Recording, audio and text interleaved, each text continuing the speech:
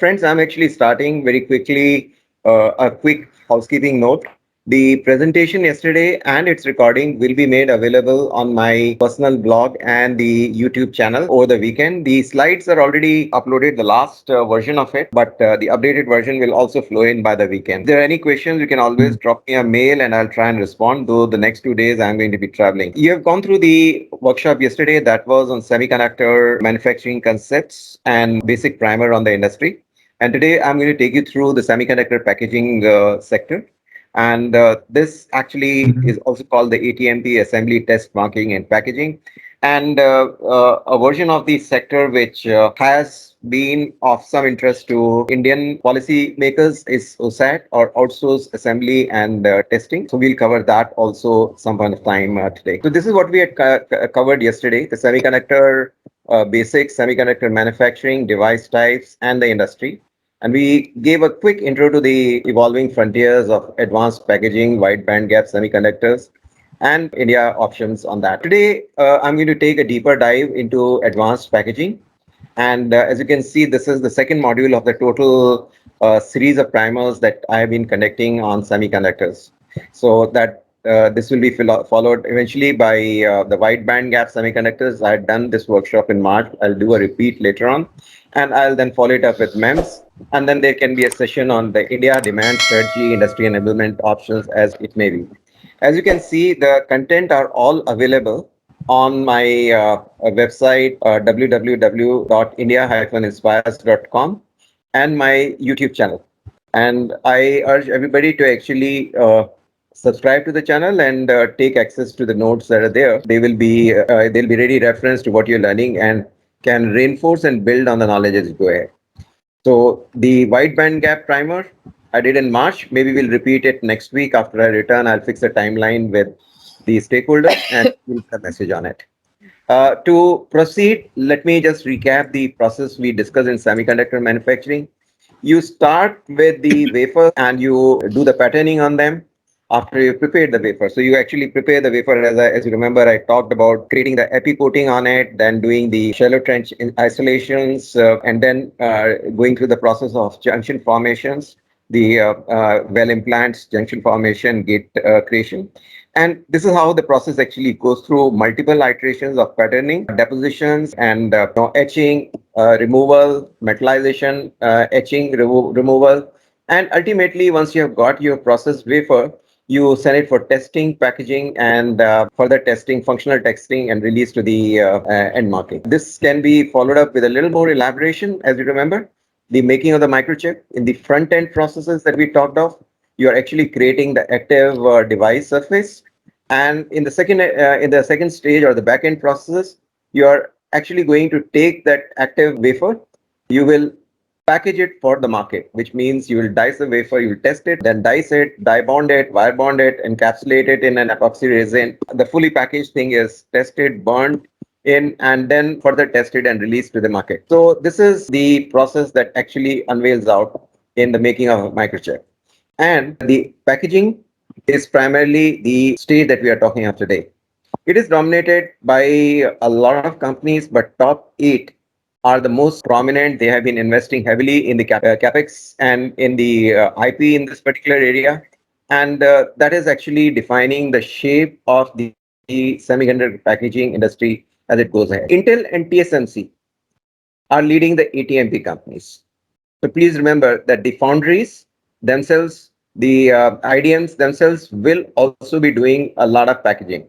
And ATMP is meaning that. But outsourced assembly and testing, which is the equivalent of foundries for packaging, they are evolving, they are entering into advanced packaging, and they are capturing a different part of the product value. By and large, the conventional packaging is dominated by the IDMs themselves, IDMs and foundries themselves, as they try and retain as much of the end value as they can. In OSATs, as you can see, Taiwanese company ASE is leading the pack. Okay, it is affiliated very closely with TSMC. Amkor is a key second leader in this particular area. And then you have a number of other companies, and there's a lot of fermenting that is taking place at this point of time, because different players have their own IP coming up, and that is putting pressure back in the entire value chain to innovate, and it's shaping up the markets very interestingly. I'll talk of it. For example, number four and number five, Samsung and Partech, they are innovating something called a panel level packaging in semiconductor packaging business, which has the potential of changing the cost structures dramatically, and it is again driving a different level of innovation curves in this area. So when we take a look at all this, we'll also discuss what will drive the demand to an India OSAT. And we must remember that ultimately in marketing, you can never go wrong if you start with the customer. If our uh, project leaders actually look at what are they targeting, what sector are they targeting, develop a product with reference to it, create the environment in which that product flourishes and its demand flourishes, and the device can then actually flourish along with it, the market will get enabled, the industry will get enabled. So we'll talk of it as we go ahead. So this is the India opportunity, for example. We try to look at it somewhere. I've done this analysis back. If you're looking at the auto two-wheeler electronics, I broke it down with the sort of chips that can be there, So multiplied into the demand right? of two-wheeler electronics. This came to about 50,000 wafer starts a month, and that is about $17 million of OSAT revenue that we are talking of. Okay, if we are actually looking at this particular opportunity, and then from here you start building up and calculate what could be the demand for for this particular business in a year from specific applications. Okay, but very, very basic analysis, which we can always discuss, debate, but with certain assumptions, and you can tweak the assumptions and get a reasonably improved basis. And as I said yesterday, SCL Chandigarh is a proof point of our capabilities. We make end-to-end semiconductors, and SCL operates like a mini IDM because it has its own in-house design. It does the wafer processing there, and it does its own advanced packaging there. Okay, advanced packaging is not the word for it. It's actually doing conventional packaging with some variations which are pretty advanced. So a lot of its substrates are ceramic substrates, and it's actually doing ceramic level packaging as well, which is a requirement in some of the environments that their chips will operate in. So over 100 design tape outs, actually over 140 design tape outs which have been done out there, and really an amazing piece of technology innovation has been generated out of there, which a lot of our peers in other countries don't know about. And that is a strategic decision. Very clearly, to me, the position that we have at Applied Materials is very clear. It is a critical element for any country relevant to actually promote this particular sector. It has to be done very carefully because it is a huge investment that is there. And you have to take into account the ecosystem factors as you plan for it. So let's, with this, get on to the semiconductor packaging session. Life is about packaging. This is what I learned. My first company was actually a different industry. It was a packaging company called Metalbox, but that was actually the world's biggest packaging company at that point of time. And they kept on saying it's all about packaging, what you're making, how you package it, how you sell it. That's what life is all about.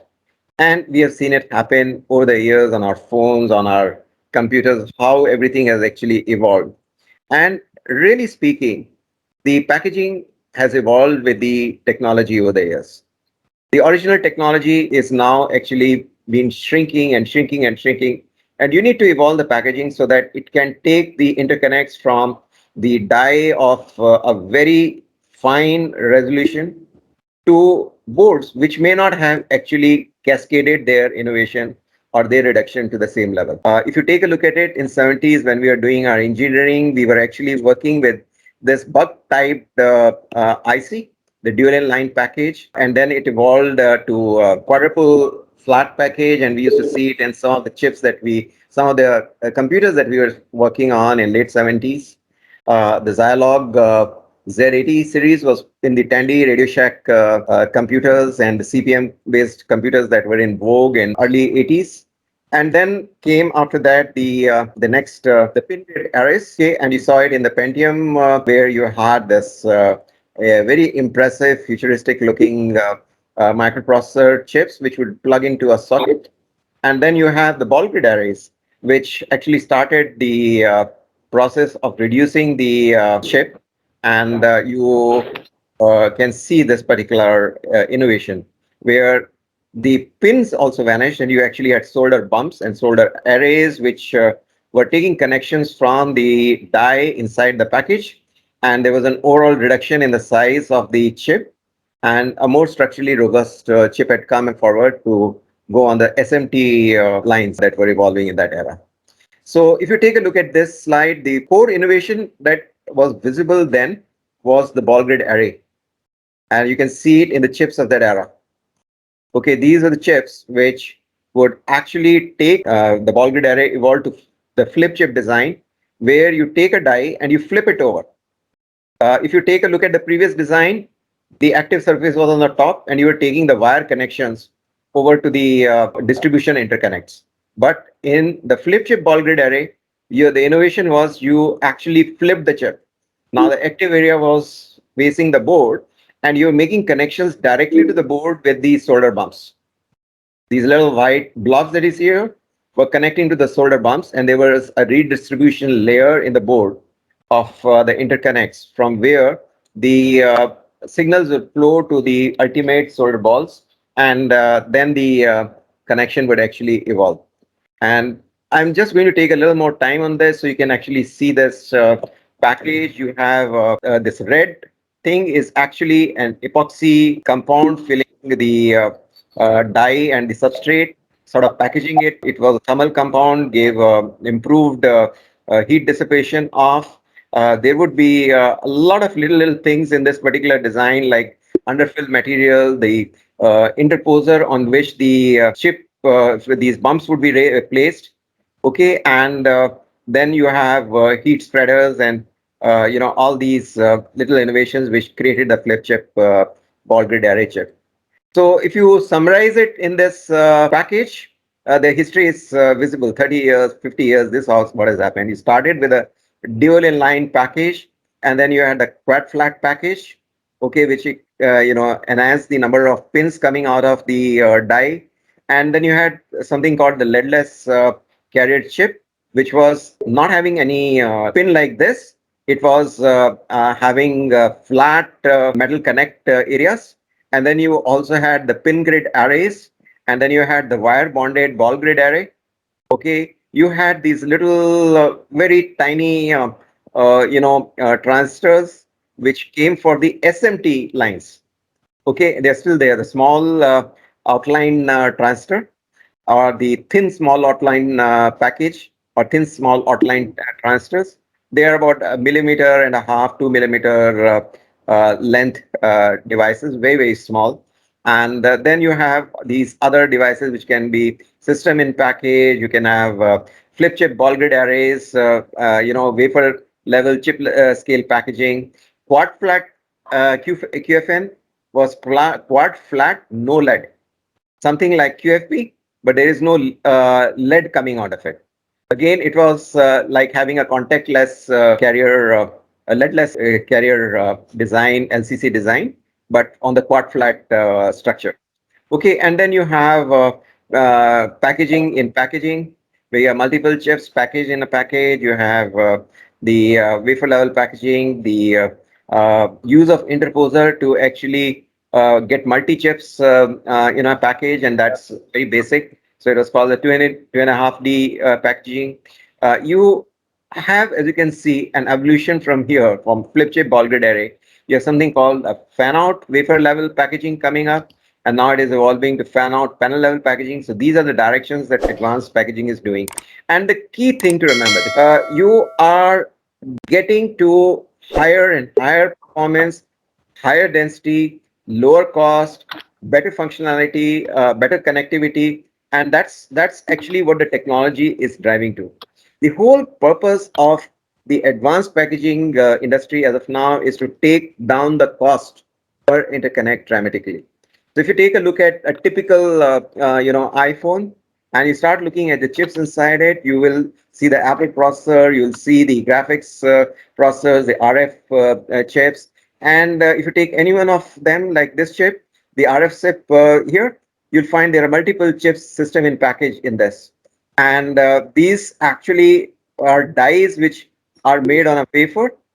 Okay, and this is what how the entire tear down can look like. If you take a look at this system in package design, you will see it has multiple dies, and it is in an epoxy compound, and these dies are flip chip or bonding down, and they are linking onto these little bumps which are connecting onto a board which is actually having all these redistribution of their connects, and these connects are taking the connect down to the solder bumps, which are the solder balls, which are then going down to the board on which the package is getting placed. This is how the packaging actually looks in basic formats if you actually do the teardown. And there are so many platforms. Each of these platforms have versions depending on the application, the environment in which the chips got to be placed. And as you can see, at the extreme left is the no substrate advanced packaging option, which is the fan out packaging or the wafer level chip scale packaging. And then as you move towards right, you have some of the other formats, the organic substrates, and there are the wire bond platforms, the flip chip platforms, and all the names that we have talked of, you'll find them all named out here. The extreme right, if you go to the ceramic substrates, you'll find that you have the wire bond platforms, but you also have the flip chip platforms on ceramic substrates like low temperature co-fired ceramics or the high temperature co-fired ceramics. And these are used for very specific applications. Like, for example, you may require it in space where temperatures can be going to extremes, and you require very specific properties for the electronics functioning in those areas. And we will again touch a little deeper in it, but the core is these are what are known as the advanced packaging platforms. Okay, and the rest are very conventional, and they are a little dangerous. We start looking at technologies in this. You have to realize that these sectors are not growing that much, and the competition is pretty stiff. So you have to have a strategy if you want to get into it. Otherwise, it's a very tough and competitive market. So if you actually look at this world of ATMP, it's really evolved over the last few years, primarily because as the Moore's law is reducing the silicon geometries, there is a need to connect from that die to the printed circuit board. And the printed circuit board technologies are not shrinking at the pace of the Moore's law. So if you actually take a look at it, the original technology of through whole connections has slowly migrated down to what we know as the fan out wafer level chip scale packaging and fan out panel level packaging, and we'll understand why and the implications. Point is, you have a number of technologies out there which are actually shaping the final packaging. A lot of it is also marketing, but the core is very simple, the economics. You are trying to make those functionalities happen at lower and lower costs. So, you will also find something very interesting. If you remember the session yesterday, I talked about how you had all those connections being made at front end and back end. And the front end was where you are creating the active device, and back end is where you're building the interconnect to the actual, final exit point or connect point from the die. And you will find that in wafer level packages, you're now evolving what is known as the back end of line concept. You're doing a lot of operations that you were doing in the front end of the line, like patterning and special depositions, thin film depositions, okay, to create the structures which will be driving the connects. So for example, here what you're seeing is in the middle end are the copper bumps. You are actually creating these copper bumps on the package to connect onto the external interposer or the RDL layers. And these have to be done very precisely. Just imagine if they're not of the same height, then some connections would get made, some connections would not get made. You control a lot of properties to get the actual functionality. And we'll again talk of it later on. But middle end is an area where there's a lot of convergence from foundries into the packaging arena. the OSATs into the packaging arena, and IDMs in this particular arena. And it's going to redefine packaging as it evolves. We're already seeing that happen. So let's take again a little look into it. If you take a conventional package, you start with a silicon wafer, you do a die sort, you do a wafer dicing, then you assemble it in a package that is, you are doing all the operations of connecting the, these wires, and you're putting the underfills, and you're putting the epoxy coating, and you're making the final package. And then you do functional test, and you do visual inspection, and you take it out. But when you're actually doing something like an advanced packaging, the advanced packaging in a wafer level package, you are doing a lot of these steps, the post-process steps of conventional packaging. They're happening on the wafer itself. So you can now understand what we're talking of. You can actually take a wafer, dice it, and then do the packaging on each of the dice, or you take the whole wafer and you're actually doing a packaging on it, the patterning on it, the connect formation on it. You're doing everything on it, and then you die it and test it and take it out. So that's the drive of advanced packaging. It's actually scaling up productivity. If you have the scale, you can have the yield, and if you have the yield and scale, then you can have profitability. So if you take a look at this wafer level packaging, there are two formats that are typically there. There is a fan-in wafer level packaging, and there's a fan-out wafer level packaging. And what happens in the fan-in is that you are actually taking the interconnects into the die, just below the die area only. Okay, all the solder balls must fit under the chip surface. So this actually means that you have a restricted area in which the solder balls have to come. Therefore, your pitch is actually limited, is defined. There is a limitation on it. The number of balls, solder balls that can come in it are defined. So fan-in wafer level packaging is an innovation which has some limitations, but it can be reasonably functional, because if you're not having that many interconnects, you simply have a die, it's flip chipped, it's connecting onto a board which is having these interconnects which are connecting onto these solder balls, and it will actually do the basic functionality. But in today's world, you're packaging more and more in that package. You may have multiple chips, you may have hundreds of connections coming out of it. So what do? You actually look at having a die, and you expand your effective solder ball area by taking a larger footprint for your external substrate. Okay, this interposer substrate is extending far beyond this black of the die. So you have solder balls on it, and you also have solder balls here, and this extends the effective footprint. So there is no longer any restriction for ball pitch, and this is pretty adaptable, and this is now one of the fastest growing advanced packaging formats in the marketplace. This is how it means. So if you take a look at it, I'm sorry, this is how you can take a look at fan-in. All the redistribution layer, all the redistribution of the interconnects from the die to the interposer connects, they are all routed inwards. Everything is within the size of the die. Okay, while in this, all the redistribution lines, that these traces are routed both inwards and outwards.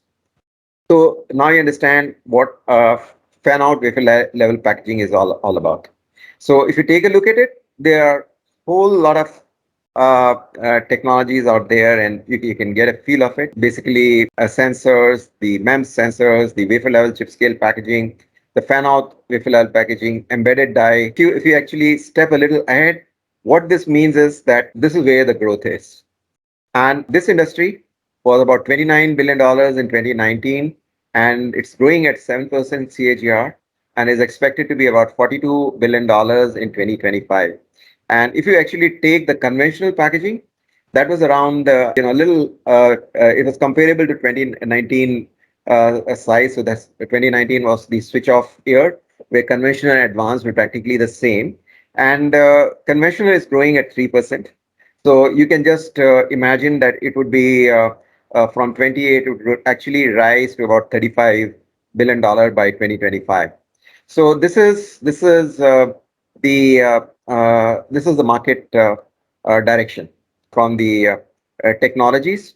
As you move across the industry roadmap for technology roadmap for semiconductors, you can see from 22 to 14 to 10 to 7 to 5, you will see different companies moving at a different pace. This is an indicative roadmap, and this is actually going to put pressure up on the stack dies, the die to substrate, the substrate to board pitches. This is the roadmap which is actually going to shape the direction of the packaging industry. And if you take a look at the players, the top 10 players includes IDMs like Intel and Samsung, Foundry, TSMC, and the top five global OSATs are ASC, SPIL, which is actually Samsung versions of it, Amkor, PTI, JCET. So these guys are representing the bulk of the advanced packaging. So if you take a look at this slide, you'll get a feel of it. So the top 25 OSATs in the world, it's primarily the top eight which are investing in the capex and innovation here, and they are growing. And the rest of the companies are actually on a threat of getting acquired over a period of time as they lose their innovation edge. Because let me repeat once more, this is a very competitive business. People must realize that when you hear people say that this is an easy path to enter for India, they must understand there are other risks in it. What is our strategy is very, very relevant to decide what is the money that you're going to make on it.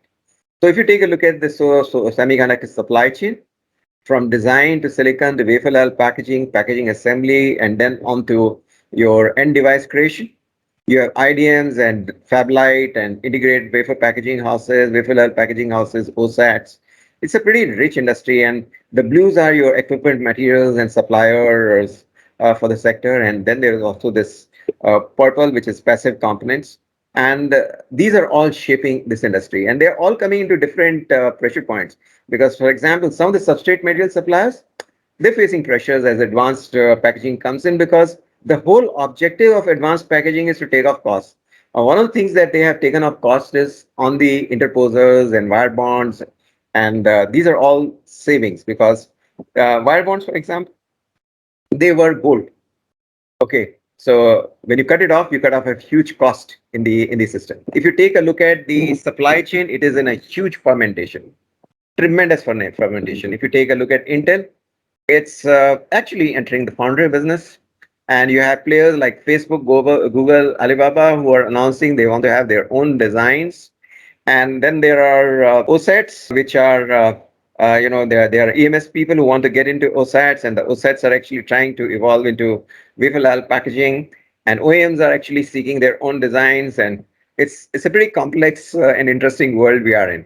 The key message is there's a huge energy in this industry, and one needs to understand that and play accordingly. The right partners, the right technology, and you have a chance if you have the right strategy. Otherwise, you are going to get eaten over a period of time. The traditional packaging, so this is actually showing what I repeated some time back, so I won't spend time here. But let's now get into the manufacturing a little more details.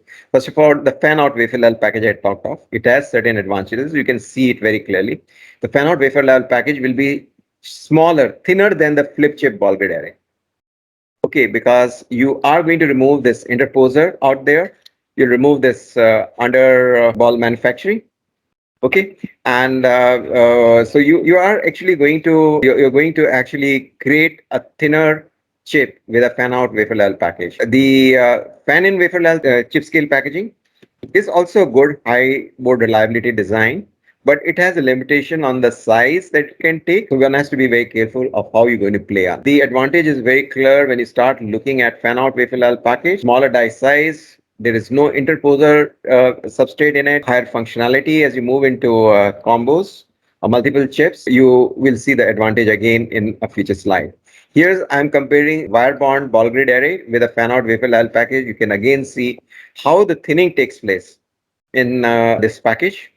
Okay, how the costs are going to come out of the system, because you're going to eliminate the wire bonds and you're going to eliminate the substrate. And in the patterning stage itself, you actually create these interconnect points. The redistribution layer will take the output from the die and give you the connecting points to all these sort of bumps. Well, that is the core of it. Take a look at the cost structures. The cost structures can really come down, because the bill of material will have the substrate removed, the wire bonds removed, the underfill removed, the micro bumps removed. So these are going to reduce not just the direct material cost, but will also reduce the cost to manufacture. And I think the ball grid array is where the market's been there for some time now. But with time, the fan-out wafer-level package is being predicted by gurus to ramp up rapidly, and that's a simple reality. The right now the ball grid array packages leverage older machines, and they have therefore higher depreciated equipment. But we'll see the costing a little down the line. So that was the wafer level packaging. And in this, actually see something else. You see a panel, and that's what is happening. Initially when the dies were getting made, you were reconstituting the dies on a 200 wafer, and then came the 300 wafer. So you could actually improve the productivity by going from 200 to 300 And today they are talking of a panel which is an 18 inch 24 or even higher size, which can actually result in a better productivity and therefore yield. It is predicted that that can dramatically lower the cost, and everybody is watching the space now. So this is how the packaging is done in principle. You have a carrier wafer on which you actually pick and place these dies, and you have already prepared it with a coating, a lamination coating on which these dies will get placed, and on that you pour the molding, and then you pattern it, and this is exfoliated with something like a laser, and this exfoliated carrier is then flip chipped, and on that they will do the passivation and the interconnect formation and the microbump formation, and then they will dice it and take it out. As you can see, conceptually aimed at building a higher productivity or outflow of the product from typical advanced packaging OSAT factory. So this is, if you remember this from the last today's presentation, I had brought the skyscraper up and pointed out how the interconnects are being made from the active device area to the top end interconnect points on the chip, on the wafer, and that is taking that connection at the active die area to the top of it by a clear 1,000 time increase. Here you can see what is happening. At the top of this wafer, you are taking the chip and you're again going through the same process that you went through in the front end of the process. Namely, you pour a photoresist on it, you passivate it, put a photoresist on it, you etch it, create your micro bump area on it, remove your photoresist, so you have a micro bump. And you've seen the micro bump actually. This is how it looked. Remember? I showed it a few slides back. Actually, what we are talking of, this middle end, this micro bump on a wafer. Now I'm just trying to give you a slightly more evolved perspective of a fabrication process, and this is for a multi-chip system on chip. And this will have passive chips and a memory chip and a MEMS chip, and you have a CMOS chip and maybe a power electronics chip, maybe. So all of these are actually now created, and you see these solder bumps on them, and this is all encapsulated in a epoxy. So let us actually see how this was done. You have all these chips, they're going onto this laminated carrier. On this is poured the epoxy resin, and then you exfoliate this and you flip it around, and you polish the end, top end where the active device connects are going to be there. And from there, you make the micro bump. So that's how, in principle, you are making this multi-chip. Okay, and this is the integrated fan out that has been done by TSMC. There are actually a number of fan out technologies, and they had different names as it came out in existence. But the industry trackers have combined all of these in basic fan out technology because of certain commonalities of approach. So wafer level bonding or panel level packaging or integrate fan out, different vendors, but this is the actual technology is only fan out. And take a look at the cost per die area. It's really coming down across it. So this is the basic intent, to bring the cost per connect down. Okay, that is what this entire technology is all about. How to get the package cost per interconnect down. That's what the packaging industry is all about. Get your functionality and really grow your lower your cost. And this is where I'm just covering a little on the positioning of the OSATs. So you have ASE and NAPSE and MCOR. ASE is number one, MCOR is number two. But in panel level packaging, players like PowerTech have come in and they are actually shaking the industry. Overall, this industry is now moving higher and higher, trying to service more and more interconnects out of a die. And now, as you can see, we're even talking of more than 2000 IOs per device. When you start looking at the IDMs and foundries, TSMC is obviously the leader. It was the first to create the fan-out chip for the iPhone Apple Core processor. And then you have Samsung, which actually pioneered the panel level packaging at the OSAT level. And then you have the other players who have been working on this and they have licensed it off also. If I take a look at where all this particular technology is going, so if I take a typical Samsung Galaxy 7, then you'll find the AP processor, the power management processor, the RF modules, they're all actually fan out packaging. And quite a few packaging could move to it. So your MEMS and display drivers and power amplifiers, they are all likely to move to fan-out wafer level packaging over a period of time. There are some devices which could still remain with the earlier generation or move to a different packaging format. But clearly, the move is toward the fan-out wafer level packaging. And it's really been gaining some momentum now. If you take a look at it, it doesn't mean that this is the market. It is not the market. There is a substantial base existing of the ball grid array chip. You must remember, however, that getting into a static market is going to be always that tougher, and therefore strategies have to be placed so that you know the market you're getting into you will get in a way that you can sustain. And you should have a plan to actually cope up with the change when it hits you. So this is the wafer level bonding, a little more detail. You take a carrier, do a tape lamination, pick and place, put a molding, grind it, put a protective layer on it. Carrier is removed from the, you planarize and passivate it, pattern it, create your redistribution layer, which is where the interconnects are redistributed in the in this layer. And there's a further repassivation done. You do this ultra ball, underball manufacturing metallurgy. And then because of this underball metallurgy, you are able to deposit the solder bombs and then you dice it and test it and dice it. And that is your final device getting created for market.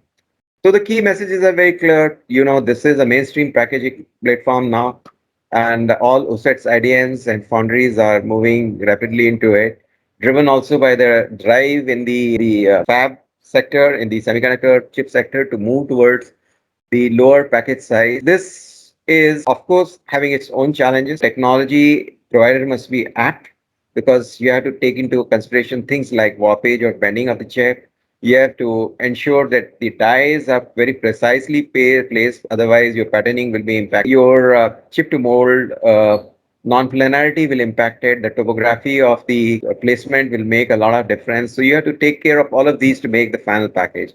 But this sector is very interesting. It is not the sort of sector you saw 20, 30 years back in discrete. Yes, it involves a lot of customization. Every design that you'll make out of it, it's got to be very customized. Every package you get out of it is very customized. So the machines have to be set up for it. And it is driven by increasing number of interconnects, lowering cost per interconnect, improving your functionalities.